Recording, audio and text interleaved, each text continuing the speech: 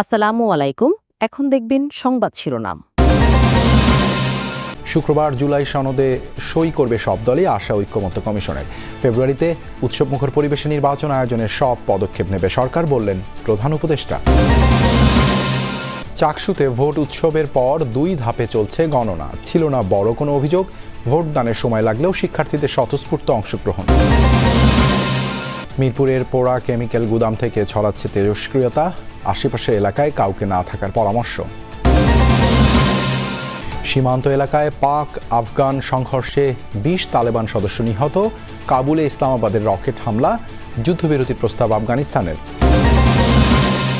প্রায় 3 মাস পর ট্রাইব্যুনালে একসাথে হাজির করা হলো সাবেক মন্ত্রী, এমপি সহ 45 আওয়ামী নেতাকে। দ্রুত তদন্ত শেষ করে প্রতিবেদন দেওয়ার আশা। এতক্ষণ দেখছিলেন সংবাদ শিরোনাম, এখন দেখবেন বিস্তারিত। ফেব্রুয়ারিতে নির্বাচন ঐক্যমত্য কমিশনের সনদেরই অংশ, বললেন প্রধান উপদেষ্টা ডক্টর মোহাম্মদ ইউনূস। আর আগামী শুক্রবারই হবে জুলাই সনদ স্বাক্ষর অনুষ্ঠান। ফরেন সার্ভিস একাডেমিতে জুলাই সনদ বাস্তবায়ন নিয়ে রাজনৈতিক দলগুলোর সাথে অতি জরুরি বৈঠকে এসব কথা বলেন প্রধান উপদেষ্টা। বৈঠকে চূড়ান্ত সিদ্ধান্ত হয় আগামী 17 অক্টোবর শুক্রবার জাতীয় সংসদ ভবনের দক্ষিণ প্লাজায় জুলাই জাতীয় সনদে স্বাক্ষর হবে। প্রধান উপদেষ্টা আবার স্পষ্ট করেন, আগামী ফেব্রুয়ারিতেই হবে জাতীয় নির্বাচন, আর এটা জুলাই সনদেরই অংশ। উৎসবমুখর নির্বাচনের প্রতিশ্রুতিও দেন তিনি।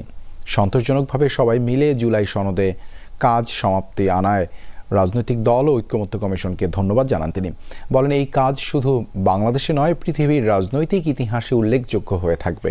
যে অসম্ভব কাজ আপনারা করলেন, এটা যুগ যুগান্ত ধরে স্মরণীয় হয়ে থাকবে আমাদের ইতিহাসে। যে বলে যে স্বর্ণাক্ষরে লেখা থাকবে, এটা হলো স্বর্ণাক্ষরে লেখা থাকার দিন। ফেব্রুয়ারি মাসে নির্বাচন হবেই। এটা এই যে ঐক্যমত্য কমিশনের যে সনদ, এটা সনদেরই অংশ। এখন এটার সঙ্গে এটা জড়িত। এটা এই যে আমরা ঘোষণা করলাম, সেই ঘোষণাকে আমাদের রক্ষা করতে হবে। এটা উৎসবমুখর নির্বাচন হবে। সেই উৎসবমুখর নির্বাচনের জন্য যা যা করতে হয় সবটা আমরা করবো, আমাদের সাধ্যে যতগুলো। এটার সঙ্গে আমরা কোনো কম্প্রোমাইজ করবো না। চট্টগ্রাম বিশ্ববিদ্যালয়ের ছাত্র ও হল সংসদ নির্বাচন, চাকসুর ভোট শেষে চলছে গণনা। 27,000-এর বেশি ভোটার এই নির্বাচনে। সকাল থেকে উৎসবমুখর পরিবেশে ভোট দেন তারা। ভোটের মাঝপথে অমোচনীয় কালি নিয়ে অভিযোগ জানায় ছাত্রদল ও শিবির সমর্থিত প্যানেল। ভোটে জালিয়াতি হয়েছে বলে শঙ্কা তাদের। তবে নির্বাচন কমিশন ও বিশ্ববিদ্যালয় প্রশাসনের দাবি, সুষ্ঠু ও নিরপেক্ষভাবে ভোট গ্রহণ সম্পন্ন হয়েছে। শাটল ট্রেনের জন্য 16শহর রেল স্টেশনে সকাল থেকেই উপচে পড়া ভিড়। চাকসু নির্বাচনে ভোট দিতে চট্টগ্রাম বিশ্ববিদ্যালয়ের অনাবাসিক শিক্ষার্থীদের জন্য ছেড়ে যায় 11 জোড়া বাড়তি শাটল। নির্ধারিত সময় সকাল 9:30টায় কেন্দ্রীয় ছাত্র সংসদ ও হল সংসদ নির্বাচনের ভোট শুরু হয়। ভোট দিতে শিক্ষার্থীদের সারিবদ্ধ অপেক্ষা আর প্রাণবন্ত উপস্থিতিতে মুখর হয়ে ওঠে ক্যাম্পাস। তো জীবনে প্রথম একটা ভোট, যেহেতু নিজের ক্যাম্পাস থেকে শুরু, আসলে খুব ভালো লাগছে। তো নিজেকে আমি অনেক ব্লেসড মনে করি যে সুযোগটা আমি পেয়েছি, যে ভোট দেওয়ার সুযোগটা। অন্যরকম একটা পরিবেশ চাই, যাতে একটা সুষ্ঠু নির্বাচন হোক। যারা যোগ্য, যারা কেপেবল, ওরাই আসুক, স্টুডেন্টদের জন্য কাজ করুক। দুপুর নাগাদ আসতে থাকে নানা অভিযোগ। অমোচনীয় কালির কথা বলা হলেও তা মুছে যাওয়ায় ক্ষোভ জানান ছাত্রদল ও শিবির সমর্থিত প্যানেলের ভিপি প্রার্থীরা। মিরপুরে পোড়া কেমিক্যালের গুদাম থেকে তেজস্ক্রিয়তা ছড়াচ্ছে। বিষাক্ত ধোঁয়ায় আচ্ছন্ন চারপাশ, স্বাস্থ্য ঝুঁকি দেখা দেয় ঘটনাস্থল সহ আশেপাশে নির্ধারিত এলাকায় কাউকে না থাকার পরামর্শ দিয়েছে ফায়ার সার্ভিস। এখনও আগুন জ্বলছে গোডাউনের ভেতরে। ঘটনাস্থলে নিখোঁজ স্বজনদের খুঁজে ফিরছেন কেউ কেউ। পরিদর্শনে গিয়ে ব্যবসায়ীদের দায়ী করেছেন সমাজ কল্যাণ উপদেষ্টা, হুঁশিয়ারি দিয়েছেন আইনানুগ ব্যবস্থা নেয়ার। বাতাসে ভাসছে বিষাক্ত কেমিক্যালের সাদা ধোঁয়া। ঝাঁঝালো গন্ধের এই ধোঁয়ায় আক্রান্ত হয়েছেন আশেপাশে কারখানার অনেকে। তাদেরকে দ্রুত নিয়ে যাওয়া হয় চিকিৎসা কেন্দ্রে। এতে ক্ষোভে ফেটে পড়েন সেসব কারখানার শ্রমিকরা। অবস্থা বেগতিক দেখে কারখানা ছুটি ঘোষণা করে কর্তৃপক্ষ। বেলা বাড়লে পোড়া ভবনে ঢুকে আগুন নেভানোর চেষ্টা চালায় ফায়ারের কর্মীরা। তবে সেটি খুব একটা সফল হয়নি। ভবনটির আশেপাশে সাধারণের প্রবেশ নিষেধ করা হয়। অগ্নিকাণ্ডের ঘটনা নিয়ে ফায়ার সার্ভিস জানায়, কেমিক্যালের কারণে জায়গাটি বিপজ্জনক হয়ে উঠেছে। রেডিয়েশন ছড়িয়ে পড়েছে আশেপাশে। অনেকাংশে ড্যামেজ, এবং এখানে যে কোনো সার্চ অপারেশন করাটা অবশ্যই ঝুঁকিপূর্ণ। এর সার্চ অপারেশন চালানোর জন্য আরো সময় লাগবে এবং আমাদের হয়তো আরো 36 ঘন্টা কি আরো 72 ঘন্টাও আমাদের ওয়েট করা লাগতে পারে।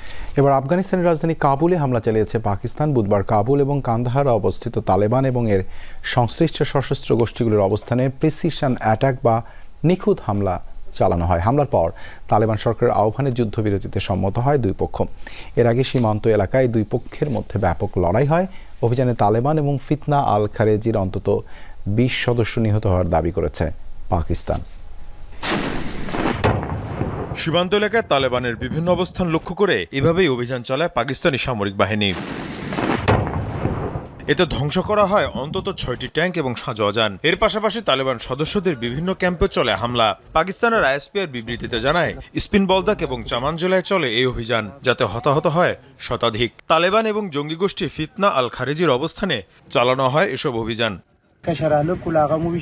পাকিস্তান এবং তালেবান দুই পক্ষের কাছেই আমাদের অনুরোধ, এই সংঘাত যেন দ্রুত বন্ধ করা হয়। এর আগে অস্ত্রবিরতি চুক্তি লঙ্ঘন করে পাকিস্তানি সামরিক বাহিনীর অবস্থানে হামলা চালায় তালেবান যোদ্ধারা। পাল্টাপাল্টি সংঘর্ষে ধ্বংস হয়েছে পাক আফগান মৈত্রী গেট। তালেবানের দাবি, পাকিস্তানের হামলায় নিহতরা সবাই বেসামরিক নাগরিক। ওবায়দুল কাদের, আনিসুল হক, সালমান এফ রহমান সহ আওয়ামী লীগের শীর্ষ নেতাদের বিরুদ্ধে তদন্ত শেষ পর্যায়ে দ্রুতই প্রতিবেদন দাখিল করা হবে জানিয়েছেন আন্তর্জাতিক অপরাধ ট্রাইব্যুনালের চিফ প্রসিকিউটর। এদিকে শেখ হাসিনা সহ 3 জনের বিরুদ্ধে মানবতা বিরোধী অপরাধ মামলার 4র্থ দিনের যুক্তিতর্ক উপস্থাপন হয় আজ। চিফ প্রসিকিউটর বলেন, আসামিদের বিরুদ্ধে যেসব তথ্য প্রমাণ রয়েছে তা পৃথিবীর যে কোনো আদালতে তাদের অপরাধ প্রমাণ করার জন্য যথেষ্ট।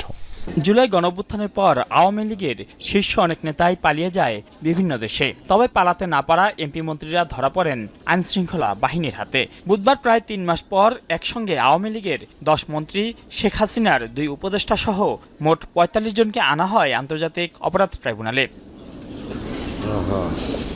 ট্রাইব্যুনালের হাজতখানা ও কাঠগড়া যেন পরিণত হয় এক প্রকার পুনর্মিলনের স্থানে। এ সময় তাদের হাস্যোজ্জ্বল দেখা যায়। হাসানুল হক ইনুকে উদ্দেশ্য করে দীপু মনিকে বলতে শোনা যায়, শক্ত থাকেন, মনোবল হারায়েন না। পরে চিফ প্রসিকিউটর জানান, আওয়ামী লীগের শীর্ষ নেতা ও সাবেক এমপি মন্ত্রীদের বিরুদ্ধে তদন্ত প্রায় শেষ পর্যায়ে। শীঘ্রই তদন্ত প্রতিবেদন দাখিল করা হবে।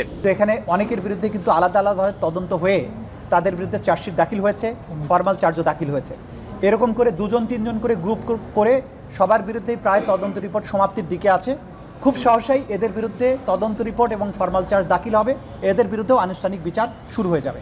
এদিন শেখ হাসিনা সহ 3 জনের বিরুদ্ধে মানবতা বিরোধী অপরাধ মামলার 4র্থ দিনের যুক্তিতর্ক উপস্থাপন হয়। ট্রাইব্যুনালে মামলার সাক্ষ্য প্রমাণ বিশ্লেষণ করেন চিফ প্রসিকিউটর।